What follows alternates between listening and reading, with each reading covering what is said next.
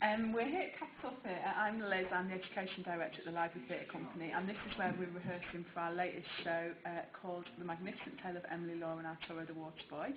This is Charlie Delphina, who is playing viola in the show, and this is Luke Johnson, hello, who's playing the professor in the show. So we're just going to tell you a little bit about the story and just to kind of give you a bit of information so that you know more about it, encourage you to come and see it. It's a week on Friday. So Charlie and Luke, do you want to tell us a little bit about the story, just to put people in context of where it's set, a little bit of what happens?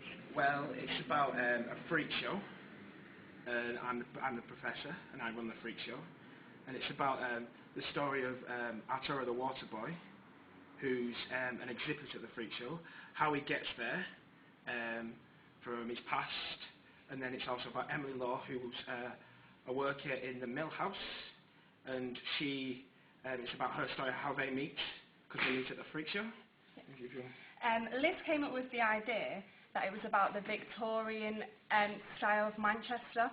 So we first based it around that, and we had like sort of drop-ins every Wednesday, and we created the story together, and then Liz wrote the play, and it was all of our work, and we got it all together.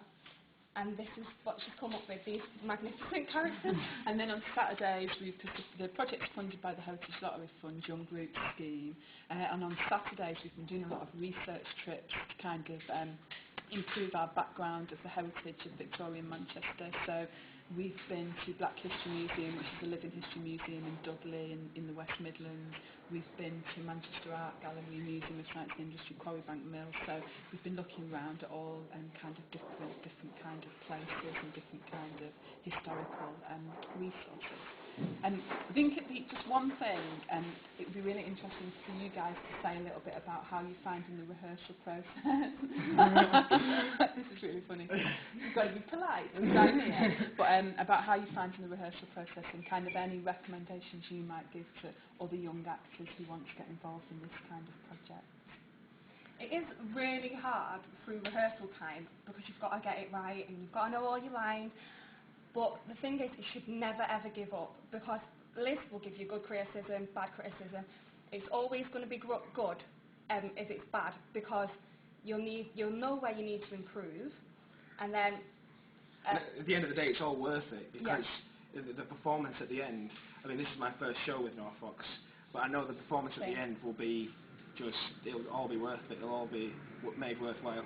The rehearsals are difficult, but it gives you motivation as well. It makes you want to do better. It makes you want to become a better actor, develop your skills and things. Because we try and, the way we work with the young actors, we work like a professional company, so we try to be as professional as possible in terms of the process that we use working with the actors. And I think when people come to see the show, which is on a week on Friday and on Saturday here at Capital Theatre at Manchester Metropolitan University, I think that people will be amazed at the quality of work. It's a professional quality of work, piece of work from some of the best young actors in Manchester, I would say. Yeah. Definitely. I'd vouch for that. Yeah.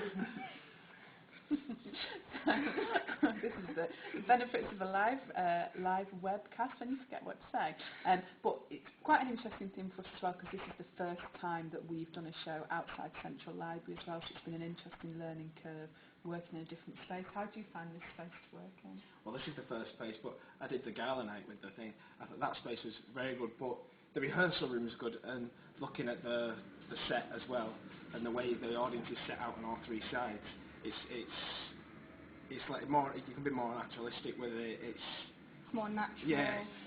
Yeah. You get to work more with the audience, and you bring them in, because they're on every other side. I do like the theatre because it's nice and dark, and because it's about a circus. Like it just portrays like the actual thing and like the feelings, and everything's coming up, and because they're running away, you just feel like, oh, is it going to happen? Isn't it? Oh, it brings that feeling. One of the things we're really excited about in the show as well, obviously Arturo lives underwater, so we've been creating this massive big fish tank that Arturo is going to be living in, and we've gone down lots of different kind of avenues about how we can make the fish tank, what the tank's going to be like, and it's finally down there in the theatre fitted on there. Through that door, the tank is finally being put together, so we're really looking forward to seeing it. But I hope that's kind of whet your appetite, for the show. But it's on here at Capitol Theatre on Friday the 6th of August and Saturday the 7th of August. And tickets are available from Key Tickets from Library Theatre Company, or if you go to our website www.librarytheatre.com, you'll be able to get the information off there. But it's been great talking to you. Can you do a cheesy wave to the camera? Bye!